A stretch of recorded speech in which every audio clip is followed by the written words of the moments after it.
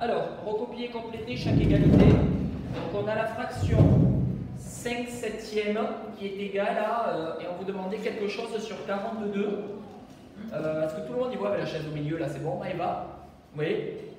Alors, vous allez me dire quel est le nombre manquant et comment vous avez fait pour le trouver, Justine? Alors, tu as trouvé 30. Donc là, en fait, on ne vous demandait pas de justification, puisqu'il fallait juste recopier et compléter. J'espère que vous n'avez pas... Ouvre ton cahier, j'espère que vous n'avez pas juste mis sur votre cahier le nombre, parce qu'il y avait marqué recopier, c'est-à-dire on recopie tout et on complète les pointillés avec ce qui manque. D'accord? On fait des traits de fraction à la règle. D'accord? Et on aligne toujours, ça c'est quelque chose d'important. Alors en sixième, c'est pas vraiment très grave, mais on commence à aligner les traits de fraction avec le signe égal. Pourquoi 30, Justine, dis-moi? Parce que je cherchais dans la table de 5, ce qui pouvait faire 30. Alors, d'abord, tu as dû chercher dans la table de 7, plutôt ce qui pouvait faire 42. Oui, j'ai trouvé 6. oui, 6. En fait, pour passer de là à là, on fait x6. Donc, ces petites flèches, il faut se les imaginer dans la tête. Là, on fait x6. Et on a vu dans la leçon que si on veut que deux fractions soient égales, il faut qu'on multiplie le nombre du haut, c'est-à-dire le numérateur, et le nombre du bas, c'est-à-dire le dénominateur, par un même nombre. D'accord? Pour que les deux fractions soient égales. Donc, si j'ai multiplié par 6 en bas, je suis obligé de multiplier par 6 en haut. Comment je peux vérifier si je ne me suis pas trompé? Si 5 sur 7, c'est bien égal à 30 sur 42. j'ai fait 30 sur 42 divisé par... Non. 30 sur 42 divisé? Non. Regardez comment on peut faire pour vérifier si c'est bien égal. On regarde si la division 5 sur 7, alors hop, je vais remettre la division ici. Donc je regarde combien ça fait 5 divisé par 7. Ça fait ce nombre ici. Bon, sur votre calculatrice, vous avez que 10 chiffres, hein, d'accord? Et puis je fais 30 divisé par 42. Si j'ai ma calculatrice, je peux vérifier. Je vois que ça fait exactement le même nombre. Hein, d'accord?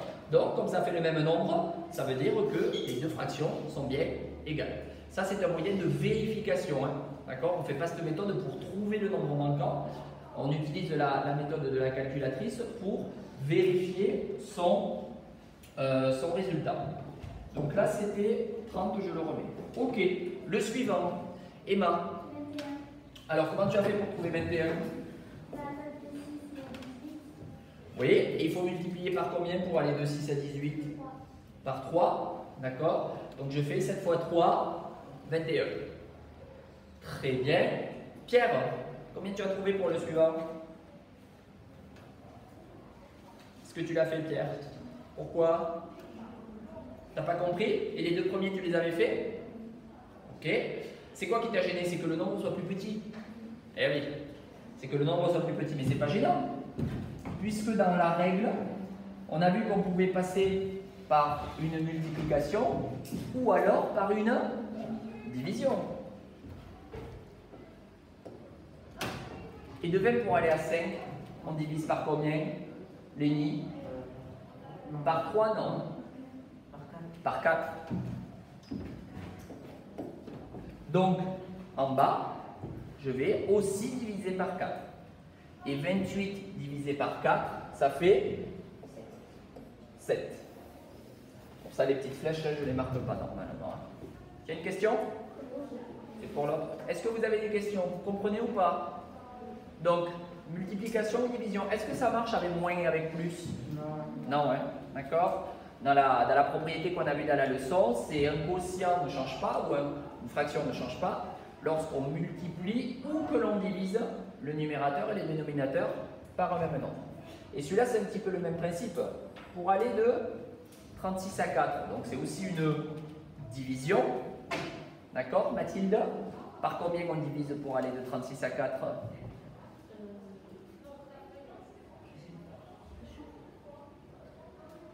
Alors, sur les tables, 36 c'est bien dans la table de 4. C'est 4 fois combien 36? Joachim? 9. Donc là, je divise par 9. D'accord? Et 9 divisé par 9, ça fait combien? Divisé? T'as mis 81 en mot? T'as mis 1. D'accord? C'est 9 fois 9 qui fait 81. Ok? Bon, ça y est, mon ordi s'est arrêté. Alors attendez 2 secondes.